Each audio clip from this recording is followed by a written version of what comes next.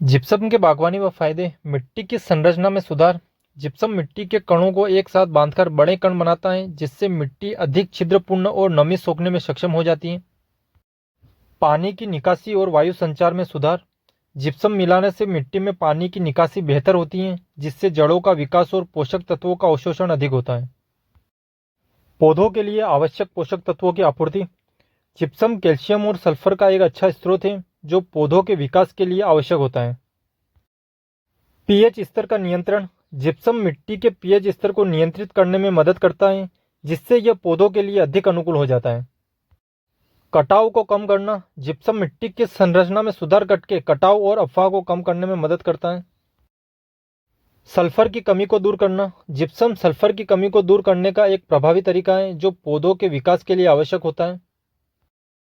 Gypsum, जिसे calcium sulphate भी कहा जाता है, बागवानी में कई तरीके से फायदेमंद होता है। यह मिट्टी की गुणवत्ता में सुधार करता है, पौधों को आवश्यक पोषक तत्व प्रदान करता है और मिट्टी के स्वास्थ्य को बेहतर बनाता है। खराब मिट्टी की सुधार और फसलों की वृद्धि के लिए जिप्सम बहुत उपयोगी है।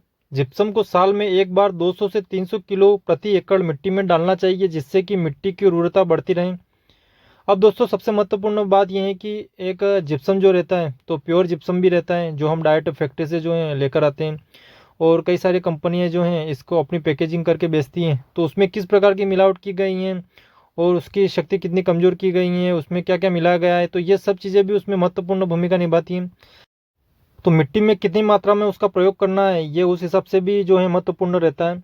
तो एक ओरिजिनल जो हम जिप्सम की बात करें तो 200 से 300 किलो प्रति एकड़ आप प्रति वर्ष जो है आप डालते रहें, जिसका जो है बहुत ही बेहतरीन रिजल्ट जो मिलता है।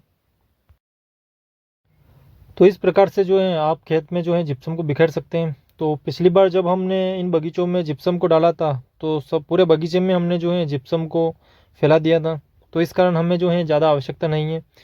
और इसका आप 6 महीनों के अंतराल में भी कर सकते हैं। अगर आप कम मात्रा में करें तो 6 महीनों के अंतराल में भी जो है इसका रूटीन बना सकते हैं और इसका बहुत ही बेहतरीन रिजल्ट जो है मिलता है।